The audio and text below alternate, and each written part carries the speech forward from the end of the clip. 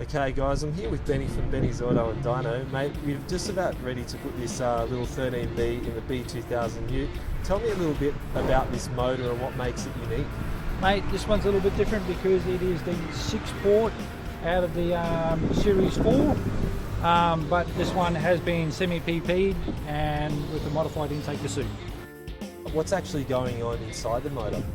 This one here just has some stock Series 5 turbo rotors in it, and pretty much just with all our clearances and bearings and stuff like that, yeah. And with the fuel, what sort of type of fuel is it going to run? This one's just going to run on premium 98 and probably whatever the customer wants to run, whether it's R30 or Motul T2 or Micro or something like that. Yeah. Now Benny, also with that fuel additive, is there a system out there where you can actually put on the car that you don't have to manually pour the oil into the fuel tank? Yes there is, but it requires to run the oil metering pump on the front of the block, and I believe there's a guy in the States called Rotary Aviation. They actually sell some Apex seals and stuff like that, and they make a system that bolts in between here like a sandwich plate with an external feed line on it that you put a tank under the bonnet and then fill it up, and it meters that oil into the engine instead of engine oil. How do you actually fabricate this manifold, and what makes it unique? Well, this one here is an old casting of a Series 4 6-port engine, but we have actually added 2 extra runners to the semi-PP, and notice here that they're actually welded nice and thick, so there's enough material on the inside where we can actually make a really nice port opening.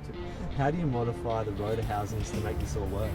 Well, we actually set these housings up in a mill, dial them in, and then actually bore a hole through the housing almost to the identical spot where the water comes through the housing from factory, and then we put a sleeve in, we press that in, and then trim it to suit, weld the end, and then Zevcon or Araldite, or whichever you sort of want to use. This motor is virtually standard end plates with a slightly extend ported center plate with the semi-PP, so it'll virtually be an 8-port engine. Okay, and what sort of sound do you think it will produce? Will it be? This should be pretty similar to like a full cut bridge or a secondary bridge or something like that, but it should perform well. The actual port timing with the semi-PPs ends up being around about the same as a half bridge.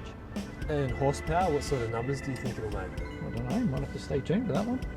What's going on with underneath the motor? This one here is just the, what's it got there? It's got an RX4 pickup on there. I just haven't decided whether the RX4 or 13B sump's going to fit on it or not, so we just left the sump off for now until we decide what's going to fit on there. But you can modify the sump and do all your own in-house fabrication? Yeah, we do in-house custom sumps, everything from 20B, 13B, pretty much anything you can sort of dream of, any sort of sump configuration you want.